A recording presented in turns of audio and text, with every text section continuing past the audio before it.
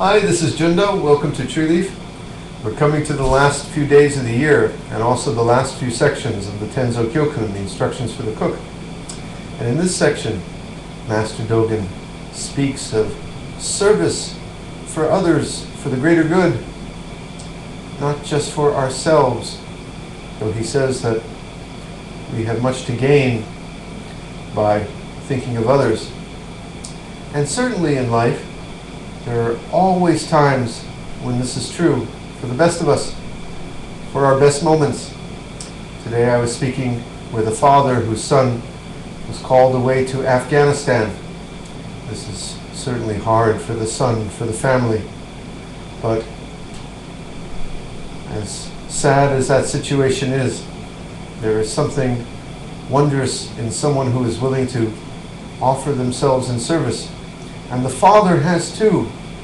All his life he has been in service to the national park system, preserving our natural resources, even fighting bad guys. He's been in law enforcement. This is an important part of what life is, not just service for ourselves, but service for the greater good. And it's the same for all of us. If you're a parent, you know this, because so much of your efforts, your energy, your time is devoted to the good of the children. If you're a nurse, so much of your energy is devoted to helping others. A school teacher, even a taxi driver.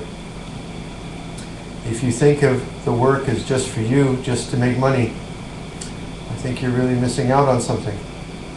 But if you find yourself in service, well, there are intangible rewards. You know that.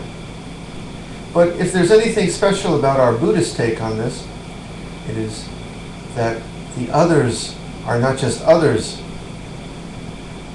from a wondrous perspective. They are you and you are them. All is one, like 5 fingers on a hand. This is you, this is them, and here we are all as one hand pulling together. That is the Buddhist perspective. I know you think you're just you, but think again. You're more than that.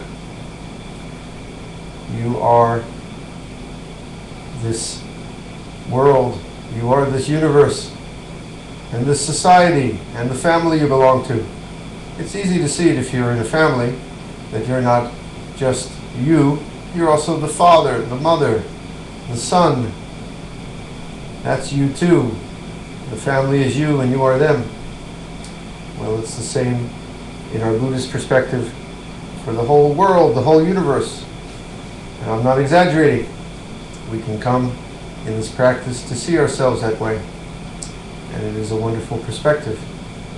So there is something glorious about literally pouring yourself into work, losing yourself into work, dropping your needs, your demands, your likes and dislikes in service of the greater good, because then you find your greater self. Now, something else to mention about Master Dogen's monastery here, and not just Master Dogen's monastery, it's true for a lot of monasteries, but especially in Master Dogen's case.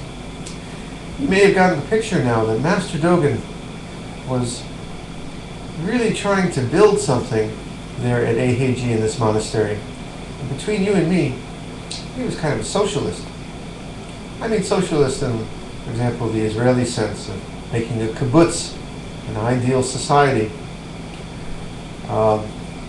He was trying in Eiheiji to make an ideal model Buddhist world. It was not just a place to train monks. He was trying to make a small communal society, each in service to the other, the group, the members of the Sangha, the monks pulling together as one, each in service of the greater whole. Well, I think he was at one point really hoping that it might take off from there and spread out from the monastery. But the monastery itself was a commune, a kibbutz, an ideal model of how he thought people should be. Well, maybe someday our society can be more and more like Master Dogen's dream. Each not just out for himself, his own pleasures, his own material goods, money in the bank, but in service, finding joy, finding riches in service to each other, sharing the greater good. It's almost a lost dream these days, but a dream we should keep alive. Shall we sit with that? Power to the people. Or power to all sentient beings.